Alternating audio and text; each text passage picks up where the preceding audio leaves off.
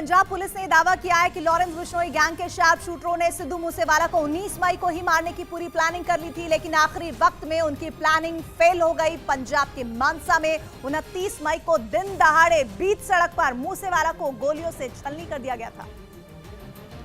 और अब पंजाब पुलिस का दावा है कि मूसेवाला को 29 मई की जगह 19 मई को ही मारने का पूरा प्लान तैयार कर लिया गया था। और सूत्रों का कहना है कि अगर सब कुछ लॉरेंस बिश्नोई और गोल्डी बराड़ के मुताबिक होता तो हत्याकांड के ठीक 10 दिन पहले ही मूसेवाला को मौत के घाट उतार दिया जाता। पंजाब पुलिस ने ये चौंकाने वाला दावा बलदेव चौधरी से पूछताछ के बाद किया है। ये वही बलदेव चौधरी है जिसको पंजाब पुलिस ने कुछ दिन पहले गिरफ्तार किया। बलदेव चौधरी पर आरोप है कि उसने शूटरों को हथियार सप्लाई किया। पुलिस सूत्रों का कहना है कि बलदेव चौधरी लॉरेंस का जिगरी दोस्त है और दोनों ने एक साथ चंडीगढ़ में पढ़ाई की थी और वो लॉरेंस बिश्नोई के गैंगस्टर बनने के बाद भी उससे जुड़ा हुआ था। बलदेव चौधरी न सिर्फ लॉरेंस बिश्नोई गैंग के लिए काम करता था बल्कि उसके घर वालों को जेल में उससे मिलवाने भी ले जाता था। और जांच एजेंसियों का दावा है कि पूछताछ के दौरान बलदेव चौधरी ने हत्याकांड से जुड़े कई चौंकाने वाले राज उगले हैं। पंजाब पुलिस के मुताबिक बलदेव ने पूछताछ के दौरान ये भी बताया कि वो कनाडा में बैठे गोल्डी बराड़ के कहने पर ही 19 मई को लुधियाना से हथियार लेकर भटिंडा पहुंचा था।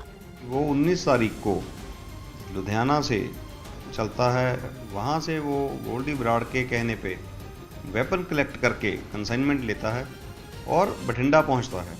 जांच एजेंसियों का दावा है कि उसी दिन भटिंडा के एक पेट्रोल पंप पर पहले से ही दिल्ली नंबर की एक फॉर्च्यूनर कार में कुछ बदमाश उसका इंतजार कर रहे थे। असल में ये वही पेट्रोल पंप है जिसका कुछ रोज पहले एक सीसीटीवी वीडियो भी पंजाब पुलिस के हाथ लगा था। और उस सीसीटीवी वीडियो में एक सफेद रंग की फॉर्च्यूनर कार पेट्रोल पंप पर रात करीब 9 बजे तेजी से आती नजर आई है। हालांकि तेल भरवाने के बाद वो कार थोड़ी देर में ही वहां से निकल गई थी। और पंजाब पुलिस का दावा है कि उस फॉर्च्यूनर कार में 3 बदमाश बैठे थे, जिनमें 2 के नाम मनदीप तूफान और मनी रैया है, जबकि तीसरे की पहचान अभी तक नहीं हो सकी है। जांच एजेंसियों का कहना है कि बलदेव चौधरी ने 19 तारीख को ही शूटरों को हथियारों की डिलीवरी कर दी थी। मनी रैया, मनदीप तूफान और एक अभी अननोन है, वो वहाँ पहुँचते हैं। बलदेव चौधरी उनको जाके पेट्रोल पंप पे वो वेपन उनको हैंड ओवर कर देता है। मतलब ये कि 10 दिन पहले ही हत्याकांड को अंजाम देने की पूरी तैयारी हो चुकी थी।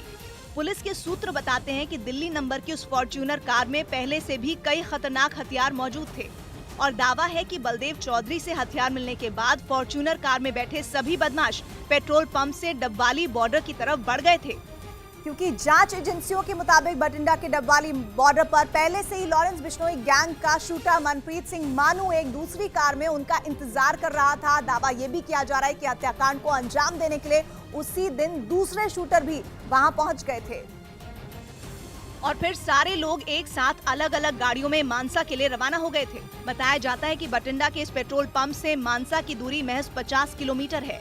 पंजाब पुलिस सूत्रों के मुताबिक 19 मई का दिन इसलिए तय किया गया था क्योंकि उस दिन सिद्धू मूसेवाला अपने घर यानी मानसा में मौजूद थे, लेकिन आखिरी वक्त में उनका प्लान फेल हो गया था। हालांकि अभी तक ये साफ नहीं हो सका है कि शूटरों ने 19 मई को मूसेवाला पर हमला क्यों नहीं किया।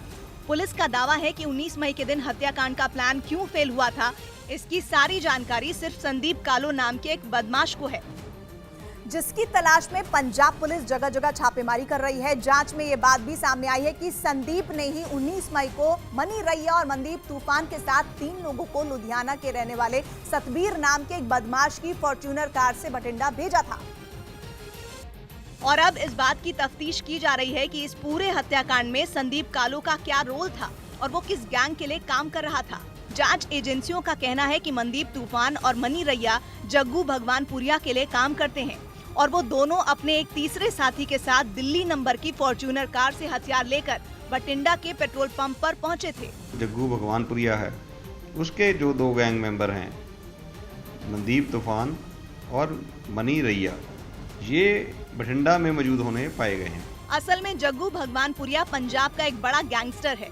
वो न सिर्फ ड्रग्स तस्करी से जुड़ा है बल्कि वो पंजाब में अवैध हथियारों का सबसे बड़ा डीलर है। सूत्र बताते हैं कि दिल्ली की तिहाड़ जेल में लॉरेंस बिश्नोई के साथ जग्गू भगवानपुरिया भी बंद था और वो जेल से ही अपने नेटवर्क और गुर्गों की मदद से लॉरेंस बिश्नोई गैंग के लिए अलग अलग राज्यों में हथियारों की सप्लाई करवाता था। जांच एजेंसियों का ये भी दावा है कि उसके तार पाकिस्तान से भी जुड़े हुए हैं। और उसी ने हत्याकांड को अंजाम देने के लिए पाकिस्तान से ड्रोन की मदद से हथियार मंगवाए थे। दावा किया जा रहा है कि पंजाब पुलिस ने कुछ रोज पहले लुधियाना से जिस सतबीर नाम के बदमाश को गिरफ्तार किया था, वो जग्गू भगवानपुरिया के लिए ही काम करता है। सूत्र ये भी बताते हैं कि सतबीर ने शूटरों को दिल्ली नंबर वाली फॉर्च्यूनर कार मुहैया करवाई थी।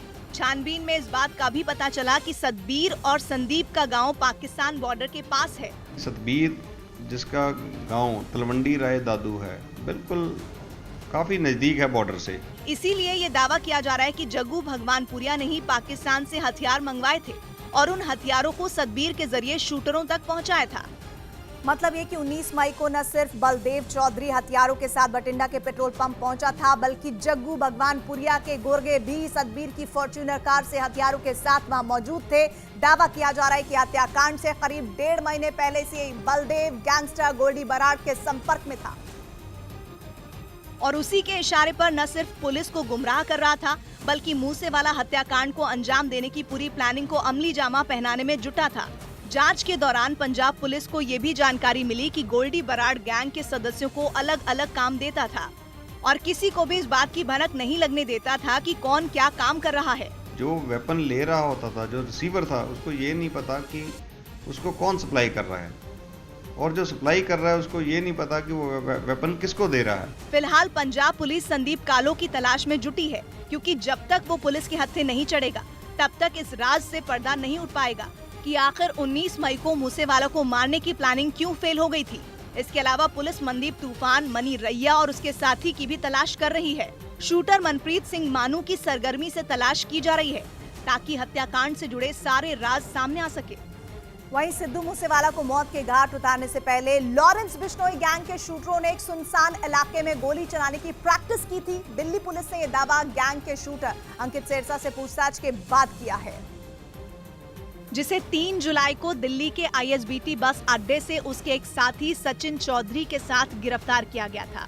शूटर अंकित सेरसा और सचिन चौधरी से पूछताछ के बाद दिल्ली पुलिस ने यह दावा किया कि मूसेवाला की हत्या करने से कुछ रोज पहले प्रियव्रत उर्फ फौजी और अंकित सेरसा ने विदेश से आए आधुनिक हथियारों को चलाने की प्रैक्टिस की थी। पुलिस सूत्रों के मुताबिक हथियारों को चलाने का अभ्यास दोनों शूटरों ने हरियाणा और पंजाब के बॉर्डर पर एक सुनसान जगह पर किया था, जिसे गोल्डी बराड़ ने मुहैया करवाया था।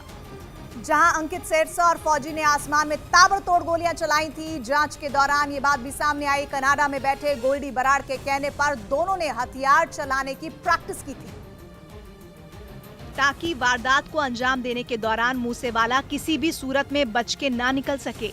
हालांकि जांच एजेंसियों का कहना है कि मूसेवाला पर पहली गोली चलाने का आदेश गोल्डी बराड़ ने शूटर मनप्रीत सिंह मानू को दिया था, लेकिन बैकअप के तौर पर फौजी और अंकित सेरसा को भी पूरी तरह से तैयार रहने के लिए कहा गया था, ताकि मनप्रीत से गलती होने पर वो दोनों मिलकर मूसेवाला की हत्या कर सकें।